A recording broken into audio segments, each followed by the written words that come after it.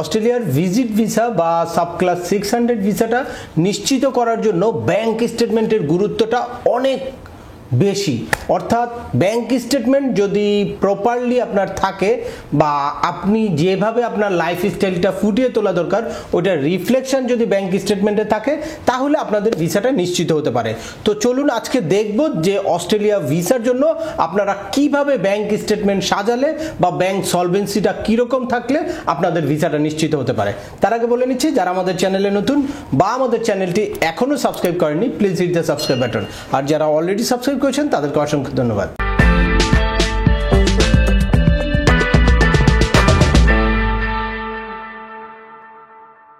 Welcome back, আপনাদের সাথে আছি আমি সেম আমিনুল বাহার। আমাদের এই চ্যানেলে ইউএসএ, কানাডা, অস্ট্রেলিয়া, ইউকে সহ ইউরোপের বিভিন্ন দেশের ভিজিট, পড়াশোনা, ওয়ার্ক পারমিট এবং মাইগ্রেশন সংক্রান্ত বেশ কিছু আপডেটেড ইনফরমেশন আছে। আপনারা যারা যেই টপিক্সে ইন্টারেস্টেড দয়া করে ওই রিলেটেড সকল ভিডিওগুলো দেখবেন। এরপর ছোটোখাটো প্রশ্ন থাকলে ভিডিওর নিচে কমেন্টস করবেন। আর তারপরেও একান্ত কোনো ব্যক্তিগত পরামর্শ বা আমাদের কোনো সার্ভিস নিতে চাইলে ডিসক্রিপশানে থাকা হোয়াটসঅ্যাপ নাম্বারে অ্যাপয়েন্টমেন্ট বুক করে সরাসরি যোগাযোগ করতে পারেন। অ্যাট দ্য সেম টাইম আমাদেরকে ইমেল করতে পারেন এবং আমাদের ফেসবুক পেজটি ফলো করে সবসময় আমাদের সাথে যুক্ত থাকতে পারেন। এনিওয়ে চলে আসি আজকের মূল আলোচনা। অস্ট্রেলিয়ার ভিজিট ভিসা নিয়েও বেশ কিছু আপডেটেড ইনফরমেশন আছে এর আগে, অর্থাৎ কিভাবে ডকুমেন্ট সাজালে কি কি ডকুমেন্ট লাগবে, কিভাবে আবেদন করবেন, একদম আবেদনের স্টেপ বাই স্টেপ প্রসিডিউর সব কিছু কিন্তু আমার এই চ্যানেলে ভিডিও আছে। তো আজকে জানাবো যে ব্যাংক স্টেটমেন্টটা কিভাবে সাজাতে হবে বা ব্যাংকের রিফ্লেকশনটা আপনারা কিভাবে দেখাবেন বা ব্যাংকের সলভেন্সিটা কতটুকু দেখাবেন। তো এইটা আসলে ম্যান টু ম্যান ভ্যারি করে।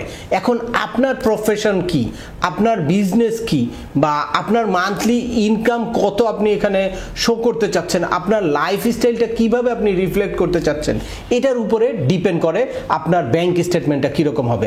অনেকেই দেখা যায় যে বিভিন্ন এজেন্সিতে আপনারা যাবেন শুধু চেকলিস্ট ধরে যে আপনার একটা ব্যাংক স্টেটমেন্ট দিতে হবে, তারা একটা ব্যাংক স্টেটমেন্ট দিয়ে তারপর ভিসার জন্য আবেদন করে দেয়, যার কারণে ম্যাক্সিমাম ভিসা রিফিউজ হয়। আর এখনকার সময়ে রিফিউজাল লেটারের মধ্যে কিন্তু মেনশন করে দেয় যে কি কারণে আপনার রিফিউজটা করেছে। এর আগে অস্ট্রেলিয়ার ভিসা রিফিউজ করলে তারা কিন্তু এত স্পেসিফিক মেনশন করতো না, এখন অনেক স্পেসিফিক মেনশন করে। দ্যাটস ওয়াই আপনার রিফিউজ হওয়ার পরে যদি আপনার রিফিউজাল লেটারটা মানে রিয়েল কোনো এক্সপার্টের হাতে পড়ে, সে আপনার প্রবলেমটা ফাইন্ড আউট করে তারপর কিন্তু আবার ভিসার জন্য আবেদন করে আপনার ভিসাটা নিতে পারবে। যেগুলা মানে এর আগে রিফিউজ হয়েছে সেগুলা আবার নতুন করে আবেদন করে তার প্রবলেমটা ফাইন্ড আউট করে তারপর আবেদন করাতে ভিসা হয়ে গেছে। আর রিসেন্টলি কিন্তু অস্ট্রেলিয়ার ভিজিট ভিসার রেশিও কম্পারেটিভলি অন্যান্য দেশের তুলনায় অনেক হাই, স্পেশালি যদি কানাডার সাথে তুলনা করি তাহলে অস্ট্রেলিয়ার ভিসা রেশিও এখন কানাডার থেকে অনেক ভালো। তাই আপনারা যদি সঠিকভাবে আবেদন করতে পারেন, সঠিকভাবে ডকুমেন্টগুলো ফাইন্যান্স করতে পারেন, সঠিকভাবে আপনার ব্যাংক স্টেটমেন্টটা প্রিপেয়ার করতে পারেন, তাহলে আপনাদের ভিসা হওয়ার চান্সেস কিন্তু অনেক বেশি। তো এখন লাইক আপনি একটা সার্ভিস হোল্ডার, আপনার ব্যাংক স্টেটমেন্টটা কীরকম হবে যে আপনি কত টাকা স্যালারি পাচ্ছেন সেটা দেখা যায় যে কারো এরকম হয় যে কিছু টাকা ব্যাংকে যায়, কিছু টাকা ক্যাশে তার রিসিভ করা হয়। তো সেই টোটাল অ্যামাউন্টটা আপনার মানে পার্সোনাল যেই ব্যাংক স্টেটমেন্ট থাকবে ওইখানে রিফ্লেকশনটা থাকতে হবে। যদি যেই কোম্পানিতে আপনি জব করেন ওখান থেকে ডিরেক্টলি আপনার অ্যাকাউন্টে স্যালারিটা ঢুকে তাহলে তো অনেক ভালো হয়। আর তারপরেও যদি সেটা না ঢুকে তাহলে আপনি কিন্তু ক্যাশেও সেই টাকাটা ঢুকাতে পারেন, কিন্তু সাথে আপনার কি করতে হবে, একটা পে স্লিপ অ্যাড করতে হবে। সেই পে স্লিপের মধ্যে যেই অ্যামাউন্টটা থাকবে ওই অ্যামাউন্টটা আপনার সেভিংস অ্যাকাউন্টে ঢুকতে হবে। যদি ওই অ্যামাউন্টটা আপনার সেভিংস অ্যাকাউন্টে ঢুকে তাহলেই মানে অনেক ইজিলি স্যাটিসফাইড হবে যে হ্যাঁ আপনার স্যালারিটা এত এবং এইটা আপনার ইনকাম জেনারেট হচ্ছে। আর এরপরে আপনার যদি আদার্স কোনো ইনকাম আপনি বুঝাতে চান, লাইক কারো স্যালারি 1 লাখ হতে পারে, 1.5 লাখ হতে পারে, এটা তার সাফিসিয়েন্ট ইনকাম না অস্ট্রেলিয়ার মতো দেশ ভিজিট করার ক্ষেত্রে, সেক্ষেত্রে যদি আপনি আপনার ইনকামটা আরও বাড়িয়ে দেখাতে চান বা আপনার যদি কোনো প্রপার্টি থেকে ইনকাম থাকে, আদার্স কোনো বিজনেস থেকে ইনকাম থাকে, তাহলে যেইটা আপনি বলতে চান যে আদার্স কোনো সাইড থেকে আমার আরও 1 লাখ টাকা ইনকাম, তাহলে সেই টাকাটাও আপনার সেভিংস অ্যাকাউন্টে মানে ডিপোজিট হতে হবে নির্দিষ্ট একটা টাইমে। তাহলে বোঝা যাবে যে এই টাকাটা আপনার এই কারণে এসেছে বা এই টাকাটাও আপনার মান্থলি ইনকাম।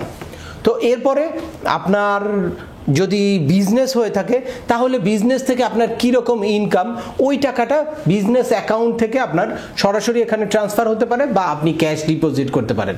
এভাবে কারো যদি সঞ্চয়পত্র থাকে তাহলে সঞ্চয়পত্র থেকে যেই টাকাটা মানে ইনকাম হিসেবে আসে, এফডিআর থেকে যেই টাকাটা ইনকাম হিসেবে আসে, ওই টাকাটাও তার সেভিংস অ্যাকাউন্টে ঢুকলে আপনারা দেখাতে পারেন যে এই আদার্স ইনকাম আছে আমার, এফডিআর থেকে এই টাকা ইনকাম আছে, সঞ্চয়পত্র থেকে ইনকাম আছে, যত রকম ইনকাম আছে সবগুলো আপনার পার্সোনাল সেভিংস অ্যাকাউন্টে রিফ্লেকশন থাকতে হবে, তাহলেই ওইটাকে ইনকাম হিসেবে ধরা যাবে। আর এর পাশাপাশি আপনার ওই ইনকামের সাপোর্টিং ডকুমেন্টগুলো কিন্তু অবশ্যই দিতে হবে। আর এরপরে এটা লাস্ট 6 মান্থের স্টেটমেন্ট দেখতে চাই। লাস্ট 6 মান্থ ধারাবাহিকভাবে যদি ওই অ্যামাউন্টটা ডিপোজিট হয় তাহলে আপনার যে রানিং একটা ইনকাম আছে এবং আপনি হ্যান্ডসাম একটা অ্যামাউন্ট প্রতি মাসে ইনকাম করছেন, এই জিনিসটা কিন্তু প্রুভ করা অনেক ইজি হয়। আর এরপরে ফাইনালি আপনার একটা ভালো ব্যালেন্সও দেখাতে হবে যে আপনার ব্যাংক সলভেন্সি হিসাবে, অর্থাৎ মানে আপনি যে অস্ট্রেলিয়াতে ভিজিট করবেন, ভিজিট করার অবস্থায় আপনার কত টাকা খরচ হবে। আমি এটার একটা স্ট্যান্ডার্ড ক্যালকুলেশন বলি, লাইক আপনার যদি 5 লাখ টাকা খরচ হয় তাহলে আপনার অ্যাটলিস্ট 15 লাখ টাকা ব্যালেন্স দেখাতে হবে, দেখালে আপনার ভিসার চান্সেস বেশি থাকে। আপনার যদি 10 লাখ টাকা খরচ হয় তাহলে 30 লাখ টাকা আপনি, এখন দেখা যায় যে অনেকে ফ্যামিলি সহ ভিজিট করতে চায়, তো আপনি একটা ক্যালকুলেট করবেন ফ্যামিলি সহ ভিজিট করতে আপনার কত টাকা খরচ হবে। এখন যেমন বাংলাদেশ থেকে অস্ট্রেলিয়ার মানে এয়ার ফেয়ারই আছে 1.5 লাখ টাকা, 2 লাখ টাকা, তো যদি 4 জনের একটা ফ্যামিলি হয় তাহলে 8 লাখ টাকা কিন্তু আপনাদের শুধুমাত্র এয়ার ফেয়ারই লাগছে। আর এর বাইরে আরও 5 লাখ টাকা আপনাদের ধরে রাখতে হবে, তাহলে 8 5 13 লাখ টাকা আপনার ফ্যামিলির এক্সপেন্স অস্ট্রেলিয়া ভিজিট করে আসতে। তো এই 13 লাখ টাকার 3 গুণ যদি আপনার অ্যাকাউন্টে থাকে তাহলে এটা খুব ইজিলি মনে করা যায় যে হ্যাঁ, এখান থেকে আপনি 1/3 অ্যামাউন্ট খরচ করে তারপর আপনি কিন্তু এই ট্রিপটা সম্পন্ন করবেন বা খরচ করার অ্যাবিলিটি আপনার আছে।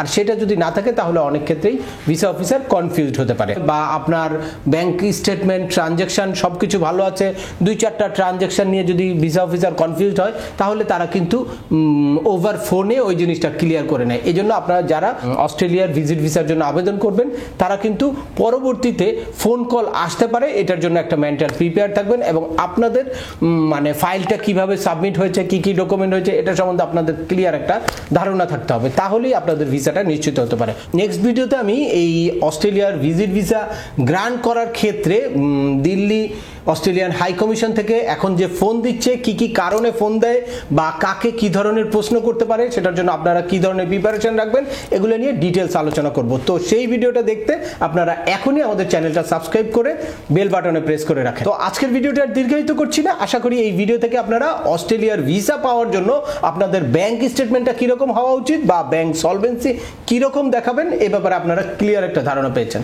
তারপরেও আপনাদের যদি এই সংক্রান্ত কোনো রকম কোনো প্রশ্ন থাকে অবশ্যই আমাকে কমেন্টস করে জানাবেন। আর ভিডিওটি ভালো লাগলে বা তথ্যবহুল মনে হলে লাইক দিয়ে আপনার বন্ধুদের মাঝে শেয়ার করে দিবেন যাদের এই ইনফরমেশনগুলো অত্যন্ত প্রয়োজন। আবার দেখা হবে নতুন কোনো গুরুত্বপূর্ণ টপিকস নিয়ে।